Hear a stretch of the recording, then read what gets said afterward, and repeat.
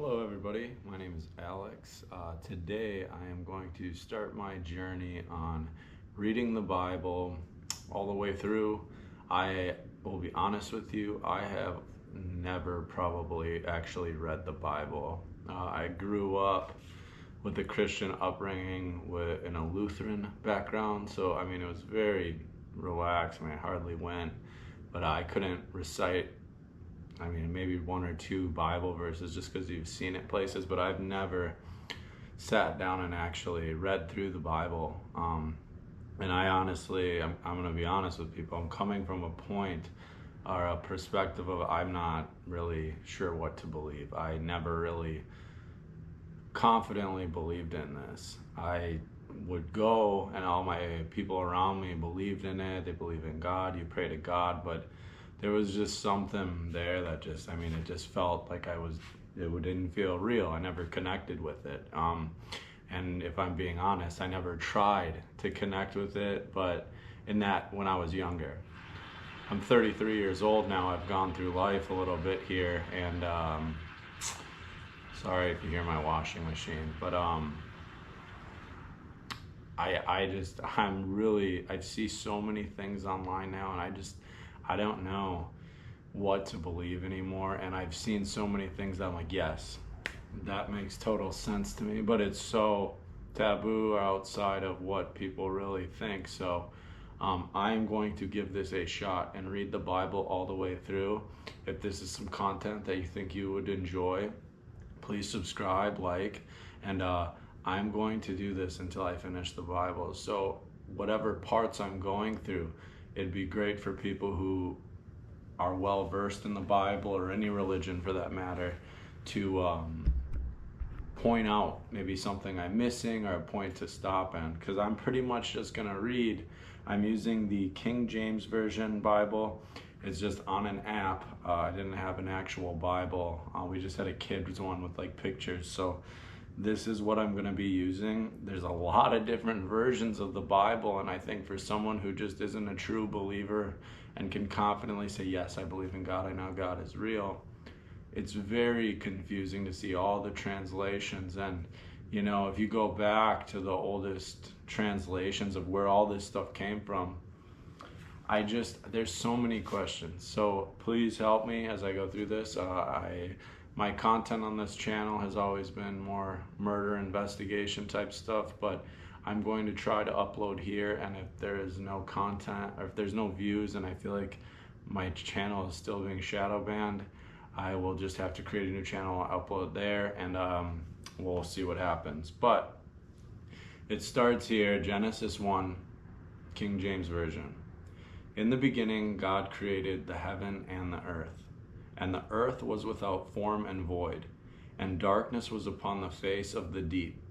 And the Spirit of God moved up upon the face of the waters. And God said, let there be light, and there was light. And God saw the light, that it was good. And God divided the light from the darkness. And God called the light day, and the darkness he called night. And the evening and the morning were the first day. And God said, let there be firmament, sorry if I butcher words, in the midst of waters, and let it divide the waters from the waters. And God made the firmament and divided the waters which were under the firmament. Firmament. I don't know why that all looks so weird to me. Because it's like space, I believe. That's the same word. From the waters which were above the firmament, and it was so. And God called the firmament heaven, and heaven up, yeah. And the evening and the morning were the second day. This is verse 9. And God said, let the waters under the heaven be gathered together unto one place, and let the dry land appear, and it was so. And God called the dry land earth, and the gathering together of the waters called the seas. And God saw that it was good. And God said, let the earth bring forth grass, the herb yielding seed, and the fruit tree yielding fruit after this kind, whose seed is in itself upon the earth. And it was so.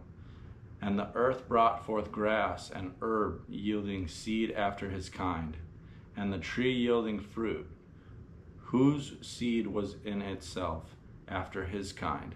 And God saw that it was good.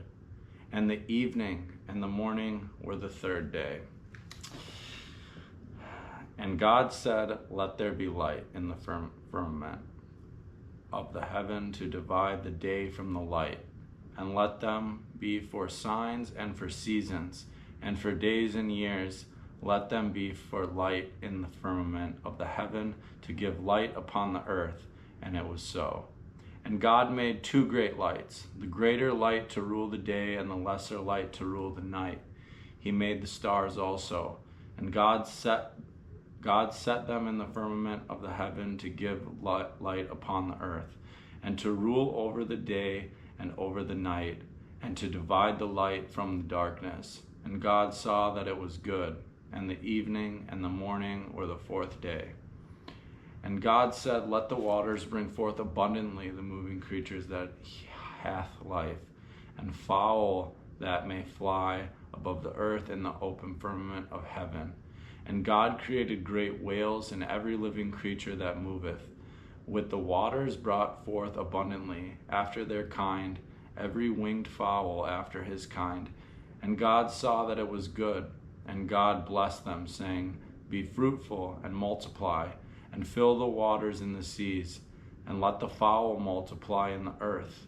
And the evening and the morning were the fifth day. So we're on day 5, everybody. God's working.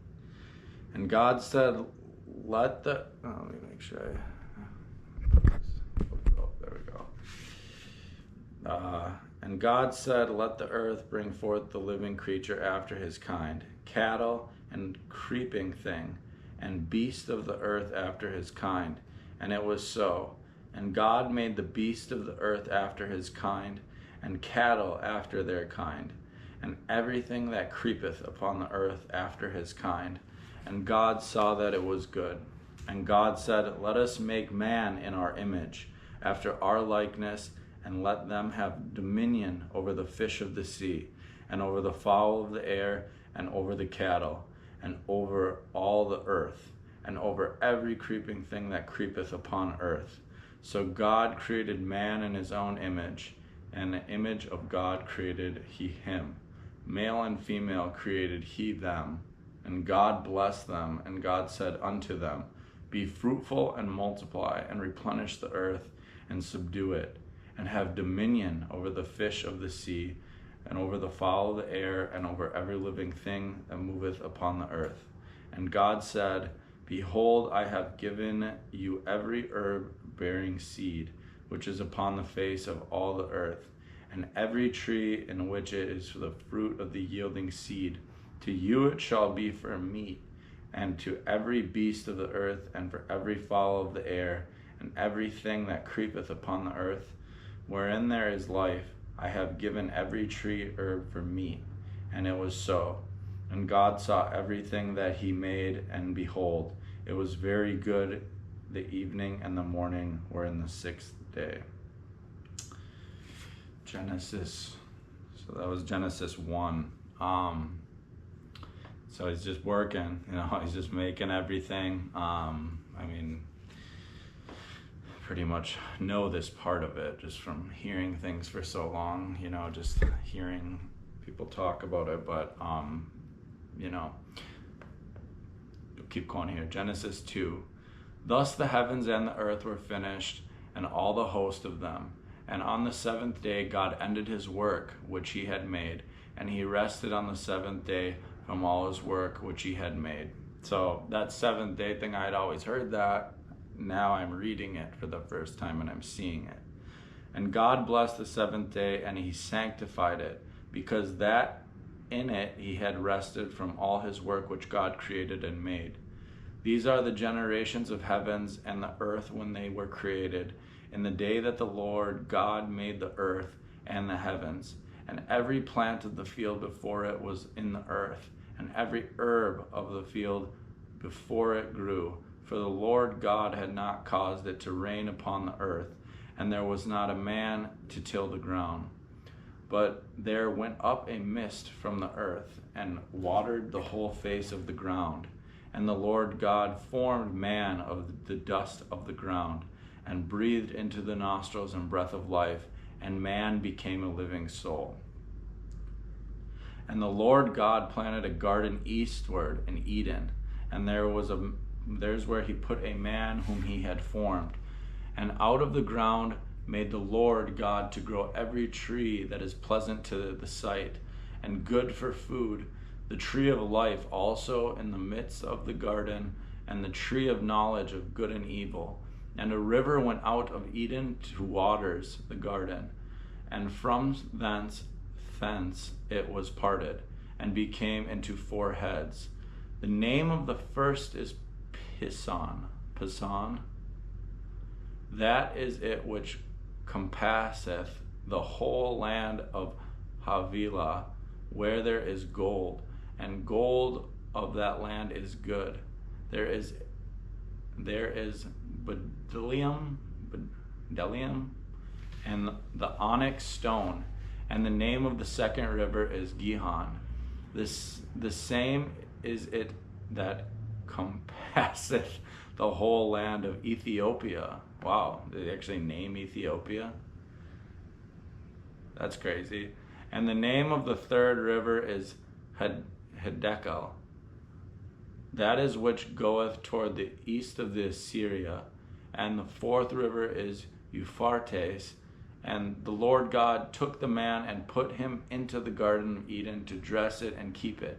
And the Lord God commanded the man, saying, of every tree of the garden thou mayest freely eat, but of the tree of knowledge of good and evil thou shalt not eat of it. For in the day that thou eatest thereof, thou shalt surely die. So, for in the day that thou eatest thereof, thou shalt surely die. So he's saying they surely will die if they eat from that tree. The story I've heard, she takes a bite of it. I don't think they died though. I don't know. We'll see. And the Lord God said, it is not good that the man should be alone. I will make him an help meet for him. And out of the ground the Lord God formed every beast of the field, every fowl of the air, and brought them unto Adam to see what he would call them. And whatever so Adam called every living creature, that was the name thereof. And Adam gave names to all cattle, and to the fowl of the air, and every beast of the field. But for Adam there was not found an help meet for him. And the Lord God caused a deep sleep to fall upon Adam, and he slept. And he took one of his ribs, and closed up the flesh instead thereof, and the rib which the Lord God had taken from man made he a woman, and brought her unto the man. And Adam said, this is now bone of my bones, the flesh of my flesh. She shall be called woman, because she was taken out of man. Therefore shall a man leave his father and his mother, and shall cleave unto his wife, and shall be one flesh. And they were both naked, the man and his wife, and were not ashamed. See, now I'm getting a little confused, because they're from the same flesh, but obviously, yeah, I know, whatever. I won't get too biological. All right, so that was the end of Genesis 2. This is Genesis 3. Now the fall, it says, now the serpent was more subtle than any beast of the field which the Lord God had made. And he said unto the woman, yea, hath God said, ye shall not eat of every tree of the garden. And the woman said unto the serpent, we may eat the fruit of the tree of the garden, but of the fruit of the tree which is in the midst of the garden, God hath said, ye shall not eat of it, neither shall ye touch it, lest ye die. And the serpent said unto the woman, Ye shall not surely die, for God doth know that in the day ye eat thereof, then your eyes shall be opened, and ye shall be as gods, knowing good and evil. And when when the woman saw the tree was good for food, and that it was pleasant to the eyes, and the tree to be desired to make one wise, she took of the fruit thereof and did eat, and gave also unto her husband with her, and he did eat. Did Adam know that that was from that tree? And the eyes of them both were opened, and they knew that they were naked. And they sewed fig leaves together and made themselves aprons. Okay, let me reread that. And when the woman saw that the tree was good for food, and that it was pleasant to the eyes, and a tree to be desired to make one wise, she took of the fruit thereof and did eat, and gave also unto her husband with her, and he did eat. And the eyes of them both were opened, and they knew that they were naked, and they sewed fig leaves together and made themselves aprons. So now that they ate that fruit, they weren't ashamed to be naked in front of each other. Now they're ashamed to be naked. And they heard the voice of the Lord God walking in the garden in a cool of day. And Adam and his wife hid themselves from the presence of God, from Lord God, amongst the trees of the garden. And the Lord God called unto Adam and said unto him, Where art thou? And he said, I heard thy voice in the garden, and I was afraid because I was naked, and I hid myself. And he said, Who told thee that thou wast naked? Hast thou eaten of the tree whereof I commanded thee that thou shouldest not eat? And the man said, The woman whom thou gavest to be with him, she gave me the tree. Whom thou gavest to be with me, she gave me the tree, and I did eat. And the Lord God said unto the woman, What is that? What is this that thou hast done? And the woman said, The serpent beguiled me, and I did eat. And the Lord God said unto the serpent, Because thou hast done this, thou art cursed above all cattle, and above every beast of the field. Upon thy belly shalt thou go, and dust shalt thou eat all the days of thy life. And I will put enmity between thee and the woman, and between thy seed and her seed. It shall bruise thy head, and thou shalt bruise his heel. Unto the woman he said, I will greatly multiply thy sorrow and thy conception. In sorrow thou shalt bring forth children, and thy desire shall be thy husband, and he shall rule over thee. And unto Adam he said, Because thou hast hearkened unto the voice of thy wife, and hast eaten the tree, of which I command thee, saying, Thou shalt not eat of it. Cursed is the ground for thy sake. In sorrow shalt thou eat of it all the days of thy life. Thorns also and thistles shall it bring forth to the tree, and thou shalt eat the herb of the field. In the sweat of thy face shalt eat bread, till thou return until ground, for out of it wast thou taken, for dust thou art, and unto dust shalt thou return. And Adam called his wife named Eve, because she was the mother of all living. Unto Adam also and his wife did the Lord God make coats of skin and clothe them. And the Lord God said, Behold, the man is become as one of us, to know God, good and evil. And now, lest he put forth his hand and take also of the tree of life and eat and live forever.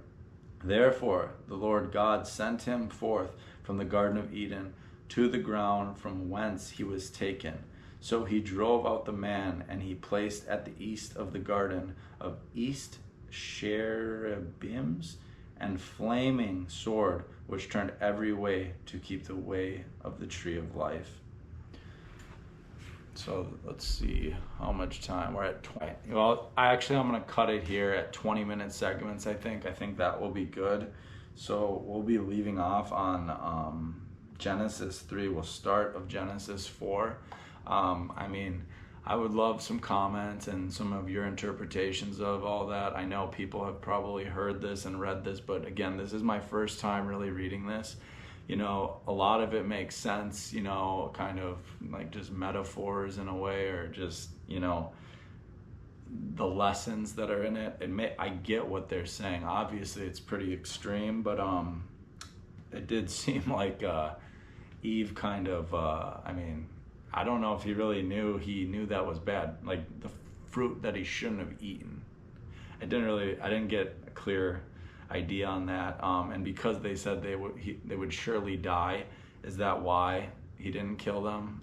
Because she gave him the fruit, and there was something in here too. They said some weird word with an H, you something the food, so he's liable. But you know, that was better than I thought. I'm not saying, you know, I just full-on believer after reading just Genesis 1 through 3, but this is a start, and I appreciate you guys watching. There's a lot more stuff to come for me on this channel. I'm hopefully can be very consistent with this. Tomorrow I'm going to do another 20 minutes, and we will keep chugging along at this. So if you guys like this, please subscribe, hit like, and chime in. I'll see you guys next time.